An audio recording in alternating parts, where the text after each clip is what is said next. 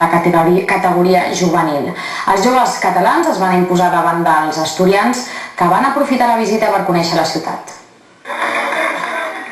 La selecció de Catalunya es va imposar a la final a la d'Astúries al campionat de seleccions autonòmiques de la categoria juvenil de rugbi celebrat durant tot el cap de setmana a la ciutat de Tarragona, en concret a les instal·lacions de l'antiga laboral. La cita va servir no només per comprovar el nivell d'aquest esport a nivell estatal, sinó també perquè joves de tots els punts de la geografia posessin en comú les seves experiències personals. Catalunya té totes les categories a primera divisió, l'única categoria que ens quedava dintre de la segona divisió, ara que hem tornat a jugar a les territorials, era juvenils, hem guanyat aquest campionat i ja tornem a estar a primera.